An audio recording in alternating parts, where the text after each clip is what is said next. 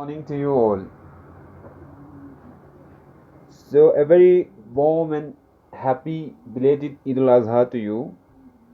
Hope you have all enjoyed your day. So, let's get back to work.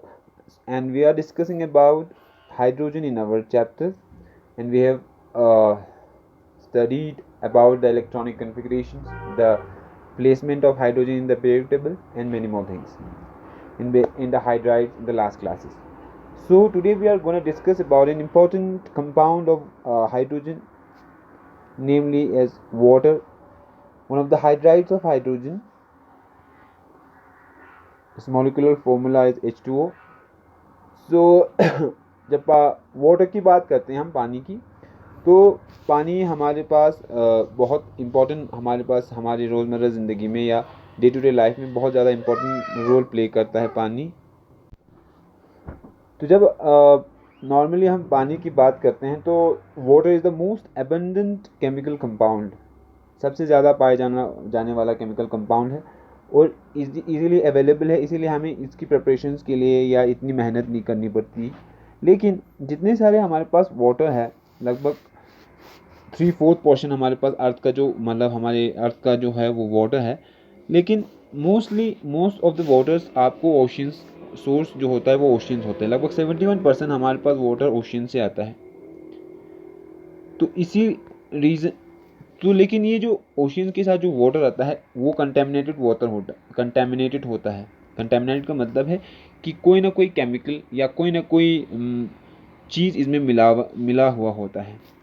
लेकिन humans के लिए, जैसे हम सी वाटर को मतलब अब ड्रिंक नहीं कर सकते हैं, लेकिन ह्यूमंस को इसको प्योरीफाई करके पीना पड़ता है, या इसमें से जो केमिकल्स होते हैं, हार्मफुल केमिकल्स जो हमारे लिए नुकसानदेह होते हैं, उनको हमें निकाल के हमें वाटर कंज्यूम करना पड़ता है। लगभग हम जितना वाटर प्रेजेंट है उसमें से 3% जो वाटर होता है वो मतलब ड्रिंकेबल होता है, या हम ह्यूमंस कंज्यूम कर सकते हैं नॉर्मली। तो इन जब जब इतना मतलब ज़्यादा कॉम्प्लिकेशंस हैं, तो वाटर को प्यूरीफाई करने के लिए हमारे पास बहुत सारे टेक्निक्स हैं। सबसे फेमस टेक्निक आपका डिस्टिलेशन वाला टेक्निक है, जो बहुत कॉस्टली हो जाता है। या डिस्टिलेशन के लिए जो नॉर्मल ह्यूमन, हम अपने घर पे डिस्टिलेशन वाला या नॉर्मल ह्यूमन के लिए ये डिस्टिलेशन वाला प्रोसेस काफ़ी एक्सपेंसिव हो जाता है। इसके एवज़ में एक चीपर मेथड उस चीपर मेथड को हम कहते हैं, जैसे आप लोगों ने ये क्रोमेटोग्राफी, शायद मैंने आप लोगों को थोड़ा बहुत बताया था क्रोमेटोग्राफी के बारे में। इसमें क्या करते हैं हम, क्रोमेटोग्राफी में हम सेपरेशन करते हैं किसी भी सोल्यूशन से। हमें जो अनवांटेड चीज़ें हैं उनको जब बाहर निकालना हो, मेटल्स हो या नॉन मेटल्स हो, तो उनको अलग निकालते हैं क्रोमेटोग्राफी की टेक्निक से।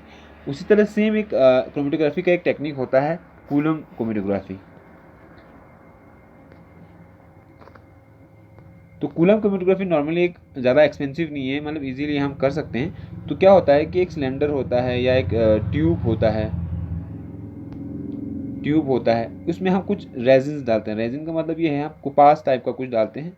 उस कुपास के थ्रू हम वाटर को प्योरीफाई कर सकते हैं। कैसे, जैसे कि यहाँ पे वाटर डालोगे तो जो सॉलिड कंटेंट होगा वो यहाँ से नीचे पास थ्रू नहीं, ये परमेबल होगा ओनली टू वाटर, यहाँ से सिर्फ वाटर पास होगा।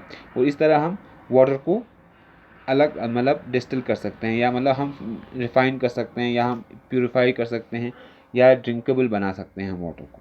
तो ये था नॉर्मली आपको वाटर के बारे में। जो इसमें जो चीज़ मतलब नॉर्मली जो यूज़ होता है उसको हम कहते हैं रेजिन। जो मतलब सॉलिड चीज़ में प्योरीफाई करने के लिए या छानने के लिए जो इस्तेमाल होता है वो मेनली उसको हम क्या कहते हैं, रेजिन कहते हैं। अब बात करते हैं वाटर के स्ट्रक्चर के बारे में। तो वाटर का मॉलिक्यूलर फॉर्मूला होता है H2O, combination of 2 hydrogen and oxygen. तो यहाँ पे जो वाटर का जो स्ट्रक्चर होता है, मॉलिक्यूलर स्ट्रक्चर, वो बेंड शेप का होता है। बेंड शेप अब यहाँ पे बेंड शेप क्यों होता है उसका एक रीज़न देख लो आप। नॉर्मली जो वाटर होता है, यहाँ पे वाटर में हमारे पास कौन सा बॉन्ड होता है, कोवेलेंट बॉन्ड होता है। यहाँ पे म्यूचुअल शेयरिंग ऑफ इलेक्ट्रॉन्स हो जाता है। तो ऑक्सीजन की वैलेंसी देख लो आप। ऑक्सीजन के पास कितनी वैलेंसी होती है, ऑक्सीजन के लास्ट शेल में 6 इलेक्ट्रॉन्स होते हैं। 6 मतलब ये 6 इलेक्ट्रॉन्स किसी के साथ शेयर कर सकता है। तो नॉर्मली ऑक्सीजन जब दो हाइड्रोजन के साथ रिएक्शन करता है तो यहाँ पे इलेक्ट्रॉन यूज हुआ हाइड्रोजन ऑक्सीजन का, एक यहाँ पे हुआ हाइड्रोजन का। अब यहाँ पे वैलेंसी पूरी होगी और यहाँ पे 2 लोन पेयर रह जाता है, तभी जाके यहाँ पे इसका ऑक्टेट पूरा हो जाता है, 2 4 और 6 और 8। तो इन लोन पेयर्स की वजह से ये इसका जो स्ट्रक्चर है वो डिस्टॉर्ट हो जाता है, मतलब हल्का बेंट हो जाता है। डिस्टॉर्ट मतलब यहाँ अगर नॉर्मली अगर वाटर का स्ट्रक्चर कुछ ऐसा होना चाहिए था, लेकिन ऐसा नहीं होता है। स्ट्रक्चर कुछ इस तरह का होता है, डिस्टॉर्ट शेप का या बेंड शेप का। तो बेंड शेप होने का रीज़न ये है कि यहाँ पे जो ये लोन पेयर्स होते हैं, लोन पेयर में सबसे ज़्यादा रिपल्शन होता है। जब लोन पेयर होता है तो रिपल्शन बहुत ज़्यादा हो जाता है। उसी रिपल्शन के कारण हमारा जो वाटर का स्ट्रक्चर है वो डिस्टॉर्ट हो जाता है, वो बेंड शेप का हो जाता है। Got me? तो नॉर्मली हमने यहाँ ये बताया कि जो लोन पेयर की रिपल्शन की वजह से हमारे पास जो वाटर का स्ट्रक्चर है वो थोड़ा बहुत बेंड कर जाता है। लगभग 10 इसका जो एंगल होता है, ये वाला एंगल 104.5 डिग्री का होता है, इनका जो बीच का एंगल है। तो ये था नॉर्मली स्ट्रक्चर ऑफ वाटर के बारे में। तो नेक्स्ट टॉपिक है हमारे पास वाटर के स्ट्रक्चर के बाद। इसमें मैंने यही बताया है कि इसका जो डिस्टॉर्शन होता है जो डिस्टॉर्शन होता है शेप में, वो डिस्टॉर्शन किसकी वजह से होता है? लोन पेयर की वजह से होता है। यही मैंने यहाँ पे लिखा है आपको नॉर्मली। अब नॉर्मली जो वाटर के जो कुछ फॉर्म्स की बात करें तो वाटर आपका 3 फॉर्म में मेनली इसका एग्जिस्टेंस होता है, कोई तो गैस फॉर्म, लिक्विड फॉर्म और सॉलिड फॉर्म में। जब सॉलिड फॉर्म की बात करते हैं तो आइस की बात करते हैं। तो यहाँ पे एक क्वेश्चन ये होता है कि जो आइस होता है वो नॉर्मली फ्लोट करता है किस पे? पानी पे। तो इसका रीज़न ये है कि जो हमारे पास आइस होता है वो ज़्यादा डेंसर होता है, इसकी डेंसिटी कुछ मतलब ज़्यादा डेंसिटी होती है एज़ कम्पेयर टू हमारे पास लिक्विड वाटर में। जो लिक्विड स्टेट में है उससे ज़्यादा डेंसर होता है हमारा सॉलिड स्टेट में, इसीलिए हमारा आइस जो पानी के ऊपर क्या करता है? फ्लोट कर जाता है। कि इसकी जो मतलब आइस की जो आइस है हमारे पास, उसकी जो डेंसिटी होती है, डेंसिटी क्या होती है नॉर्मली, 1 मिनट, डेंसिटी होती है हमारे पास मास पर यूनिट वॉल्यूम को हम डेंसिटी कहते हैं। तो आइस की जो डेंसिटी होती है वो वाटर की डेंसिटी से कम होती है, less denser then water. Less denser होने की वजह से हमारे पास जो आइस होता है नॉर्मली वो ऊपर फ्लोट कर जाता है पानी के ऊपर। तो ये था नॉर्मली आपको थोड़ा बहुत वाटर के बारे में कि इसका ऑक्यूरेंस या इसका अबंडेंस, इसकी शेप के बारे में। बात करते हैं कुछ केमिकल प्रॉपर्टीज़ की वाटर की।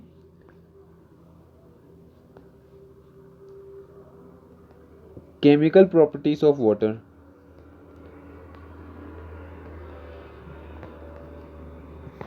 वाटर एम्फोटेरिक की तरह बिहेव करता है। एम्फोटेरिक क्या होता है मेनली? तो एम्फोटेरिक होता है जो एक एसिड और एक बेस दोनों की तरह बिहेव करे। It act as a base and an acid, मतलब किसी एलिमेंट कभी कभी किसी कंपाउंड के साथ ये एसिड की तरह बिहेव करता है, किसी के साथ ये बेस की तरह बिहेव करता है। फॉर एग्जांपल जब वाटर के रिएक्शन आप अमोनिया से करते हो NH3 से, तो ये बेस की तरह करता है और OH माइनस आयन निकाल देता है और अमोनियम आयन निकाल देता है। सेम इन द केस जब आप वाटर को हाइड्रोजन सल्फाइड के साथ रिएक्शन करते हो H2S के साथ, तो ये हाइड्रोनियम आयन बनाता है और HS माइनस। तो यहाँ पे ये एसिड की तरह बिहेव करता है। तो नॉर्मली जो वाटर होता है वो एम्फोटेरिक नेचर का होता है। एम्फोटेरिक का मतलब ये होता है कि वो बोथ एज एन एसिड और ए बेस दोनों बिहेव करता है। नॉर्मली जब आप वाटर का आयोनाइजेशन करते हो, वाटर के थ्रू जब वाटर का इलेक्ट्रोलिसिस करते हो, तो आप यहाँ पे ये देखते हो कि OH माइनस और H प्लस का जनरेशन होता है, मतलब यहाँ एसिड और बेस दोनों का जनरेशन होता है। नॉर्मली या तो ऐसे लिखा जाता है, आपके बुक में कुछ ऐसा लिखा होगा कि वाटर और वाटर का जब हम एडिशन करते हैं, जब इसका आयोनाइजेशन हो जाता है तो आपको यहाँ पे हाइड्रोनियम आयन और OH माइनस आयन ये होता है। मतलब यहाँ पे आपको कंजुगेट एसिड और कंजुगेट बेस होता है। जो कंजुगेट एसिड और कंजुगेट बेस का कंसेप्ट क्या होता है कि नॉर्मली जब यहाँ पे अगर एक स्ट्रॉन्ग एसिड होगा तो जब इसका कंजुगेट बेस वीक बेस बनेगा, या अगर वीक बेस होगा तो इसका कंजुगेट वीक एसिड बनेगा। तो इस तरह का होता है नॉर्मली। तो हमें ये देखना है कि वाटर एम्फोटेरिक कैसे है। तो हमने कहा कि वाटर का जब हम इलेक्ट्रोलिसिस करते हैं, इलेक्ट्रोलिटिक डिकम्पोजिशन करते हैं, तो वहाँ OH माइनस और H प्लस बनता है। इससे हमें ये पता चलता है कि वाटर एम्फोटेरिक है।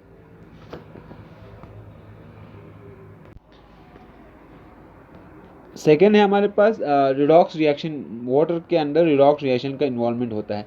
जब भी वाटर का रिएक्शन एक स्ट्रॉन्ग इलेक्ट्रोपॉजिटिव एलिमेंट के साथ होता है, सोडियम, तो ये सोडियम हाइड्रोक्साइड बनाता है और डाइहाइड्रोजन बनाता है। तो यहाँ पे रिडॉक्स रिएक्शन का यहाँ पे एक तो पहली बात यहाँ पे डाइहाइड्रोजन का जनरेशन हुआ कि हम अगर प्रिपरेशन की बात करें डाइहाइड्रोजन कैसे बनाते हैं तो हम ये रिएक्शन भी लिख सकते हैं यहाँ पे। जब हम वाटर का रिएक्शन फ्लोरीन के साथ करते हैं F2, जब वाटर का रिएक्शन करते हैं तो हमें यहाँ पे 4H प्लस 4F माइनस और O2, यहाँ पे हमें ऑक्सीडेशन या रिडक्शन मतलब जो हमारे पास यहाँ पे हमें क्या दिखता है, रिडॉक्स रिएक्शन का यहाँ पे दिखता है कि हमें यहाँ पे मतलब वाटर की मदद से हमें रिडॉक्स रिएक्शन भी होता है। रिडॉक्स रिएक्शन के बारे में हमने आपको बताया था कि कौन सा ऑक्सीडाइजेशन हो रहा है, कहाँ पे रिडक्शन हो रहा है। तो यहाँ पे इस रिएक्शन को देख के आप पता कर सकते हो कि कहाँ पे वाटर की वजह से किसका ऑक्सीडेशन हुआ या किसका रिडक्शन हुआ। जैसे हमने कहा कि वाटर जो होता है वो डाइलेक्ट्रिक होता है, मतलब ये आयॉन्स बनाता है। मतलब वाटर H प्लस और OH माइनस में टूटता है, तो इसका मतलब यहाँ पे आयॉन्स बनते हैं। डाइलेक्ट्रिक मतलब जो इलेक्ट्रिसिटी जिसके थ्रू इलेक्ट्रिसिटी पास कर सके या जो गुड कंडक्टर ऑफ इलेक्ट्रिसिटी हो। तो इसी की वजह से, डाइलेक्ट्रिक प्रॉपर्टी की वजह से हाइड्रोलिसिस रिएक्शन करता है वाटर, मतलब एक मदद करता है हाइड्रोलिसिस रिएक्शन में। हाइड्रोलिसिस क्या होता है, नॉर्मली हाइड्रोलिसिस होता है टूटना। हाइड्रो मतलब वाटर, लिसिस मतलब टूटना। तो कोई भी कम्प्लेक्स आपके पास मॉलिक्यूल हो, जैसे कि P4 एस्टेन है, फॉस्फेट का कोई आपके पास मॉलिक्यूल है, जब इसका वाटर के साथ रिएक्शन होता है तो ये फॉस्फेट बनाता है। तो ये नॉर्मली किस में काम आया, मतलब हाई इलेक्ट्रिक कांस्टेंट की वजह से ये एक स्ट्रॉन्ग हाइड्रेटिंग एजेंट बन जाता है, या इसकी स्ट्रॉन्ग हाइड्रेटिंग टेंडेंसी होती है। और बहुत सारे कंपाउंड्स में, आयनिक कंपाउंड्स में ये एज ए हाइड्रेटिंग एजेंट की तरह इस्तेमाल किया जाता है। तो ये थे आपको कुछ केमिकल प्रॉपर्टीज़ के बारे में, वाटर के बारे में। अब आप नेक्स्ट टॉपिक हमारा है कि हार्ड वाटर और soft water. Hard water and soft water. Normally आप लोगों ने ये सुना होगा D2O, या जैसे कि D2O होता है जिसको हम हॉट वाटर कहते हैं, सॉफ्ट वाटर। तो नॉर्मली आप आज हम आपको बताएंगे कि ये हार्ड वाटर क्या होता है और सॉफ्ट वाटर क्या होता है। तो पहले बात करते हैं हम हार्ड वाटर की।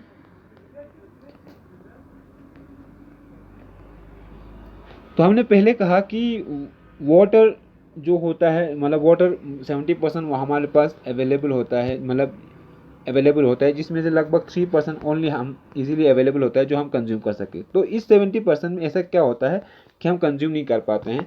तो क्या होता है, नॉर्मली वाटर जो होता है उसमें बहुत सारे कंटेमिनेशन हुए होते हैं। कंटेमिनेशन किसके, जैसे मिनरल्स के या बाकी जितने मेटल्स हैं, नॉन मेटल्स हैं, उनके सब के हमारे पास उनका वहाँ पे वाटर में क्या हो जाता है, मतलब वो कंटेमिनेट हो जाता है, वाटर में मिल जाता है। इसके बाद वाटर को हार्ड वाटर बना देता है। फॉर एग्जाम्पल जो रेन वाटर होता है वो प्योरेस्ट फॉर्म ऑफ वाटर होता है, वो नॉर्मली कंज्यूमेबल वाटर होता है। लेकिन जब वो अर्थ पे पड़ता है, अर्थ के क्रस्ट पे पड़ने के बाद वो बाकी मिनरल्स के साथ वो अटैच होके वो हमारा हम कंज्यूम नहीं कर पाते हैं, या मतलब इजीली हम उसको पी नहीं सकते नॉर्मली अगर बात करें। तो हार्ड वाटर कौन सा होता है, हार्ड वाटर वो वाटर होता है जिसमें, हार्ड वाटर नॉर्मली वो वाटर होता है जिसमें आपका केमिकल कंपोजिशन हुआ हो गया, मतलब आपको दूसरे केमिकल्स मिलके वो हमें, मतलब हार्ड वाटर से हम नॉर्मली हम कंज्यूम नहीं कर पाते हैं हार्ड वाटर को। तो उस टाइप ऑफ वाटर को हम वो हार्ड वाटर कहेंगे जिसमें आपका कंटेमिनेशन हो गया हो। जैसे फॉर एग्जांपल आपका मैग्नीशियम है, कैल्शियम है, इनकी अगर आपके वाटर में मिला हो, या क्लोरीन है, ये अगर मतलब आपके वाटर में अगर मिल गया हो, या सल्फेट्स हैं, SO4 ग्रुप्स हैं, अगर ये सब आपके वाटर में मिला हो तब जाके हम इनको हार्ड वाटर कहते हैं। हार्ड वाटर को जब हम जैसे कपड़े धोते हैं, हार्ड वाटर से अगर आप कपड़े धोगे तो वहाँ से झाग नहीं निकलेगा, जिसको हम क्या कहते हैं, लेथर। अगर साबुन से आप हार्ड वाटर लेके साबुन से अगर आप किसी चीज़ को धोगे तो वहाँ पे आपको झाग नहीं निकलेगा। ये एग्जाम्पल है हार्ड वाटर का कि हार्ड वाटर को हमें पहचान कैसे सकते हैं कि ये हार्ड वाटर है। तो नॉर्मली जो साबुन होते हैं वो हमारे पास जब कपड़ों में लगाते हैं तो हमें झाग निकलता है, तो वो नॉर्मली वो नहीं निकलता है हार्ड वाटर के साथ अगर आप धोगे। तो ये होता है hard water. Like wise soft water,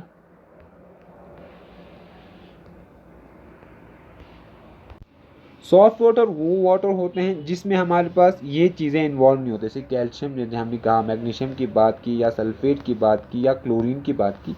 जब हमारे पास कंटेमिनेशन नहीं हुआ होगा, प्योर वाटर हो, तब जब जो हम इजीली कंज्यूम कर सकते हैं। जैसे नॉर्मली जो हमारे पास वाटर है वो कंज्यूमेबल वाटर है, जिससे हम ऐसे मतलब साबुन से अगर धोगे किसी चीज़ को तो वहाँ से लेथर निकलता है, झाग निकलता है, तो उसको हम कहते हैं सॉफ्ट वाटर। हार्ड वाटर और सॉफ्ट वाटर में कुछ डिफरेंसेस देख लो आप। हार्ड वाटर ये हुआ और ये सॉफ्ट वाटर हो गया। तो हमने कहा पहली बात तो लेथर वाला कि यहाँ पे जब साबुन के साथ हम धोगे तो वहाँ पे झाग नहीं निकलेगा, यहाँ पे सॉफ्ट वाटर में आपका निकल जाता है। दूसरा आपका यहाँ पे मैग्नीशियम जैसे क्लोरीन हुआ, सल्फेट हुआ, या कैल्शियम हुआ, ये सब इनका यहाँ पे इन्वॉल्व होता है हार्ड वाटर में, इनमें मतलब इसमें मिक्स्ड होता है। सॉफ्ट वाटर में ऐसे कोई चीज़ें मिक्स नहीं होता है। यहाँ पे जब हम हार्ड वाटर से सोप को जब आप रिएक्शन कराओगे तो वहाँ पे एक प्रेसिपिटेट बनता है। प्रेसिपिटेट मतलब कुछ बच जाता है, मतलब नीचे मतलब कुछ बच जाता है, वो उसमें से वो रिएक्शन नहीं कर पाता। रिएक्शन नहीं करने का मतलब ये है कि वहाँ पे कुछ सॉलिड फॉर्म बन जाता है, वहाँ प्रेसिपिटेट कुछ रह जाता है।